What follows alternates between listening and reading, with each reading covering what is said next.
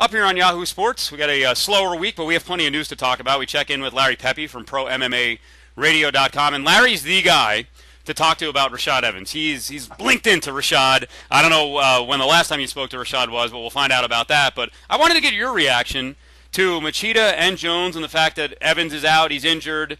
Maybe they could have pushed it back, maybe they couldn't. What do you think of making that fight?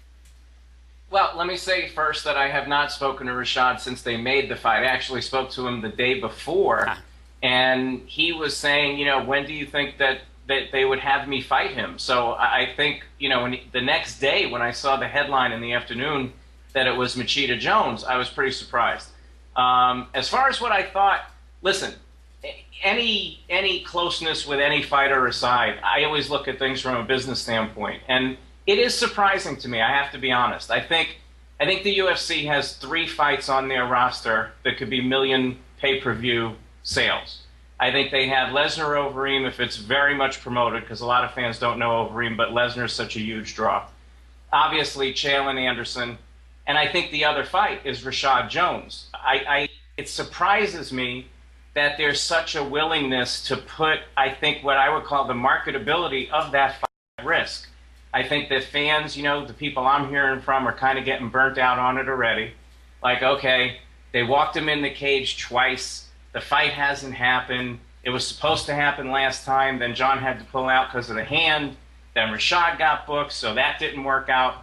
And that was risky because if Rashad lost that fight, now you lost the marketability of that fight. And now here we are, basically in the same situation where it seemed like they this main event in at 140, but in the process, I think, again, put at risk this huge pay-per-view between Rashad and Jones. If Jones should lose to Machida, half the storyline of Rashad Jones, of Rashad and Jon goes away. Is Rashad the one to figure out the puzzle? Does the past and the training together and the mental aspect of this, is that going to be enough to overcome Jon's seemingly invincible style? Well, if Machida beats him, all of a sudden that's gone.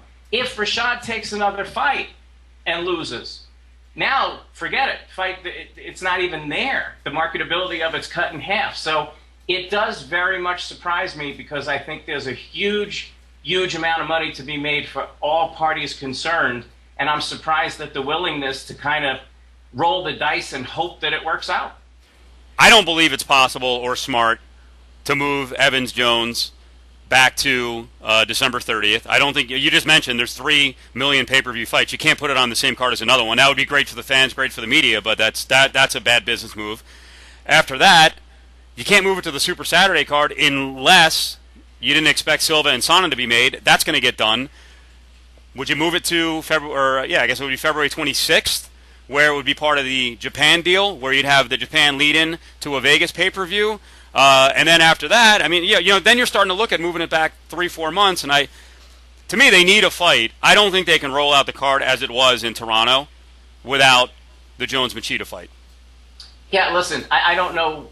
I'm not sure I completely agree they couldn't have rolled out the card by putting like maybe one other solid fight on, but not necessarily a fight at this level. You have both Nogueiras on that card. You have Tito Ortiz on that card. You have Rory McDonald, who is becoming a local hero in Canada. And let's not forget, Steve, this isn't at the Rogers Center. This is at the Air Canada Center, which is less than half the size. I'm looking at it more of a pay-per-view standpoint, that you don't want to roll something out that may only get you, which is still very solid, 300,000 pay-per-view buys. I think their goal now they have so many fighters and the guys coming in from Strikeforce and so many intriguing fights. The goal has to be at 400,000 and 500,000 plus for every pay-per-view card. There shouldn't be, from the fan standpoint, a card where you're like, should I buy this or should I not buy it?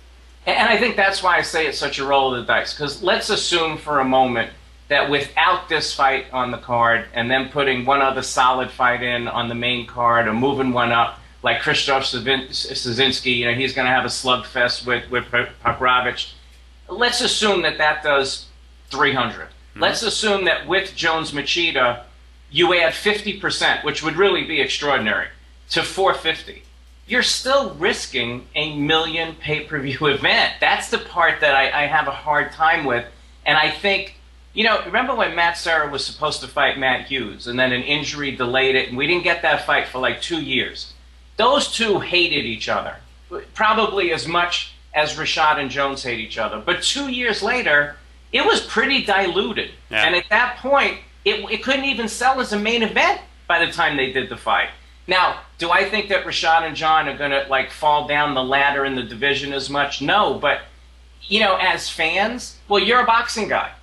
Pacquiao Mayweather, that's all I ever hear about, and the frustration that that's the fight people want and it's not happening. Well, you can only tease the market so many times with this fight before people start going, let me know when it's booked.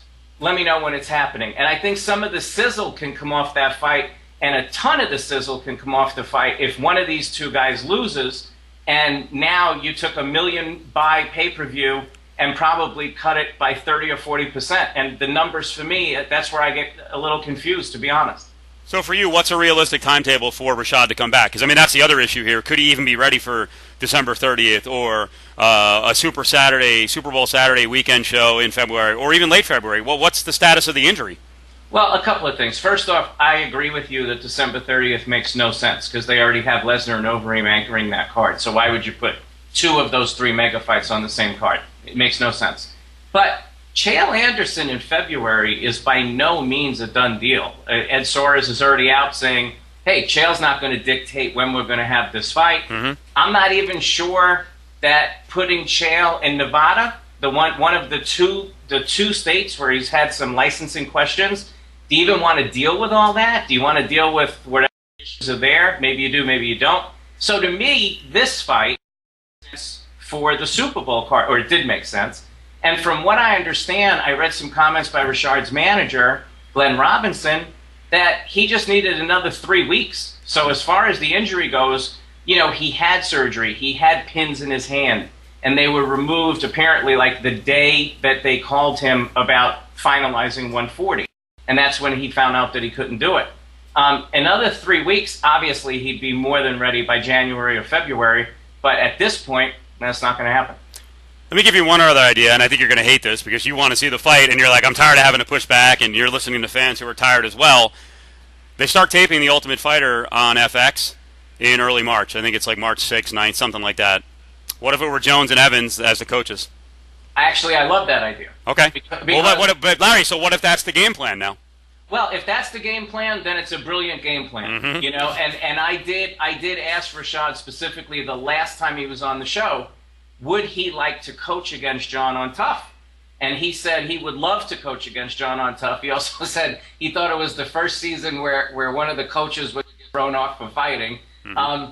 I think that would make fantastic television, and I think the difference is, Steve, then we know it's going to happen, absent injury. We know it's planned. We're watching this thing play out. I think that would be brilliant. But they can't announce a plan because Jones has to get by Machida. And let's be honest, again, I deal with the casual fans a lot doing a regular talk radio show. They still need to put Jon Jones over. In wrestling terms, he still needs to get to another level. The casual fan doesn't really know Jon Jones yet, and they don't even know about the rivalry. Once and we're expecting big things out of FX. Once they get a hold of something like that, I mean, Jones could just go through the roof. He's a well-spoken guy. He's already done some of the, the talk show circuit stuff. But I mean, that'll take him to another level. It'll take, and it will up Rashad again. Rashad's done very well on The Ultimate Fighter. Remember, the highest-rated season in history was Rashad versus Rampage. Rashad versus Jones will make Rashad versus Rampage look like a love fest. And then on top of it, you have the whole angle of who are the coaches going to be. Remember, Rashad was with those coaches that coached Jon before Jon was. Yeah. So now does Jon bring in Greg Jackson, or does Greg Jackson say, like, if they were going to fight, I'm not having anything to do with it? Does he do the same thing on Tough? And then you have the Black Zillions coming in. I think it would be the highest-rated season in history, and I would totally be on board with it because then at least we know that we're building to that fight on a set date, and we know they're going to go at it. I think where fans are tired is of being teased with this fight, and I think that's kind of what's happened so far. All right, Larry. Well, it all hinges on what goes down in early December. We'll find out, and then we'll know what the game plan is, and if they did take a massive risk here with Jones and Machida. Thanks. Anytime.